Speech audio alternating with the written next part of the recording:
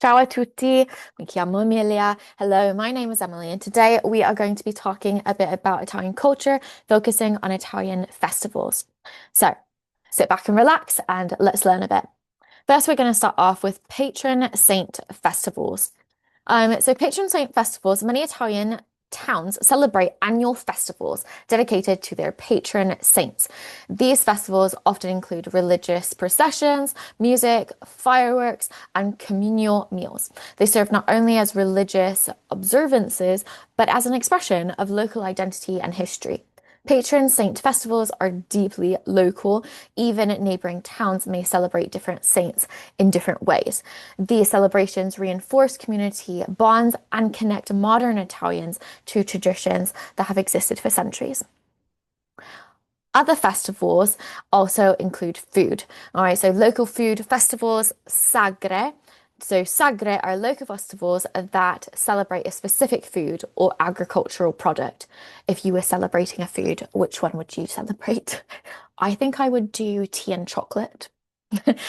They often reflect the region's environment and economy, such as olive oil, chestnuts, cheese, and pasta.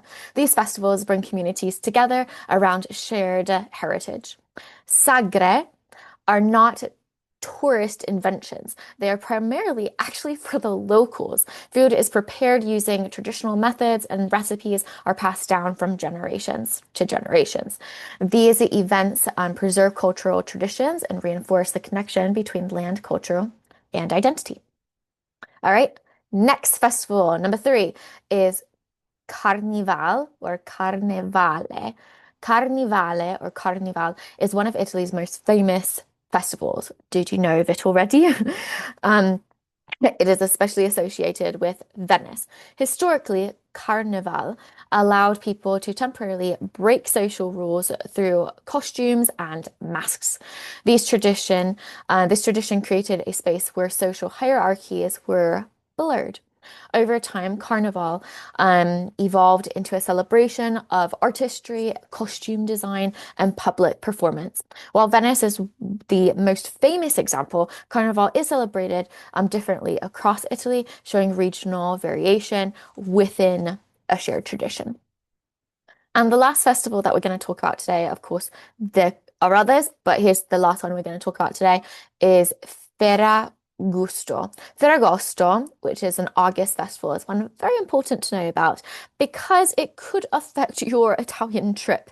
And places are going to be closed during part of August that as an American or somebody from another country, you might think that they should be open and they're not. So it's good to be aware of that so then you can plan accordingly.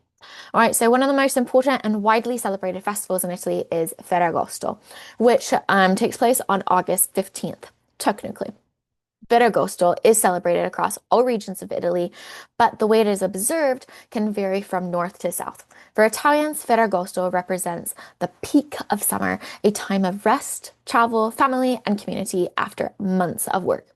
The origins of Ferragosto go back to ancient Rome. The name comes from Ferae Augusti, meaning the rest of Augustus, a holiday established by Emperor Augustus in 18 BC. It was originally a period of rest following agricultural labor, especially harvesting. During Roman times, workers were given time off.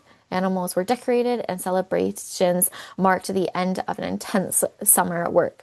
Later, Ferragosto became connected to the Catholic feast of the Assumption of Mary, which also falls on August 15th. Because of this, Ferragosto blends pagan, Roman, and religious traditions, which is very typical of Italian culture. In many towns, there are church celebrations, processions, and local events tied to the religious meaning of the day. Today, Ferragosto is less about formal ceremony and more about Italian lifestyle and a rhythm. Many businesses close for 1 or even 2 weeks in August, especially in smaller towns, though I have heard that some close longer, so just be aware. Cities can feel noticeably quieter as families travel to the coast, the mountains, or return to their hometowns. This mass movement of people is one reason August travel in Italy looks very different than the rest of the year. Ferragosto is often celebrated with beach days, outdoor meals, fireworks, concerts, and festivals, depending on the region. Coastal areas may host even fireworks or music events, while inland towns might organize communal meals or food festivals. Friends and family commonly gather for long lunches, barbecues, or picnics, emphasizing relaxation rather than productivity. What's especially important for students to understand is that Ferragosto represents an Italian cultural value. Rest is not laziness, it's necessary. I think that's something we could all learn from. Sometimes you need rest. You can't just go, go, go all the time. Ferragosto represents a national pause, a moment when time slows it down. This mindset is deeply connected to Italian approaches to the work-life balance, family, and enjoyment of everyday life. Ferragosto also helps explain while Italy can feel shut down in August compared to other parts of the world. This is not accidental or disorganized. It is cultural. The country collectively recognizes August as a time to step away, recharge, and reconnect with people and places. By learning about Ferragosto, you then gain insight into how history, religion, and daily life intersect in Italy. It's not just a holiday, it's a reflection on how Italians experience summer, community, and tradition. So, out of all those festivals, what did you find the most interesting? And how do you think you could take a time out of your life to recharge? All right, I'll see you in the next video. Ciao, ciao.